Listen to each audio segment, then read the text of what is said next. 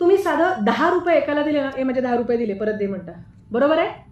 आयुष्यभर आपल्याला वाढवताना आई वडील रक्ताचं पाणी करतात. ते कोणाकडे तरी आपण जातो, राहतो, दुसरी माणसं आपली करतो आणि आई वडिलांनी चांगले जे बालपणात केलेले संस्कार आहेत ते आपण तिकडे दाखवतो.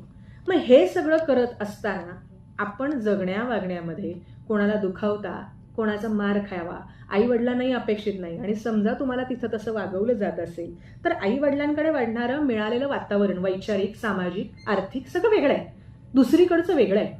त्याच्यामुळे वडीलधारींनी जर मध्यस्थी केली तर आत्महत्या, हुंडाबळी याच्या केसेस होणार नाही. पूर्वी हुंडाबळी आणि या गोष्टी मी जेव्हा बोलायचे त्यावेळेस मला काही वक्ते आणि हे बोलायचे, अरे हे आउटडेटेड गोष्टी आहेत. मी आत्ताही सांगते, सॉफिस्टिकेटेड घरातच हे जास्त होतं.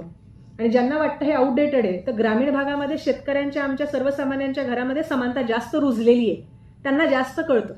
अगदी नारायण सुर्वेंची कविता घ्या, मनी ऑर्डर, त्याच्यामध्ये एका वेश्येनं पत्र लिहिलेलं आहे, मोहरं लिहा, 4 पैकं पाठवले, गंगेला एक पुस्तक द्या, नाम्याला एक चरडी द्या, दोघं बी शाळेत जातील. वेश्या असणाऱ्या बाईला कमी लेखलं जातं, गावकुसाबाहेर राहणारी म्हणून ती जगानं तिला टाकलेलं आहे. ज्या बाईकडे शिक्षण आहे ती वेश्या असणारी बाई आपल्याला समानता शिकवते. आणि सुशिक्षित घरामध्ये जर आम्ही आज बघत असू, ए नाही तू शिकली की तुझ्या सासरी जाशील, तू डॉक्टरला जाऊ नकोस बाई, तू मेडिकल वगैरे हे फील्ड खर्चाचे नको काढू, तुझ्यानंतर मागं 4-5 मुली आहेत, मुलं आहेत, तू मात्र आपलं प्लेन BA कर, जा, शिकायचंय काय त्या तुझ्या घरी शिक, असे म्हणणारे आमच्याकडे आईवडील आजही आहेत.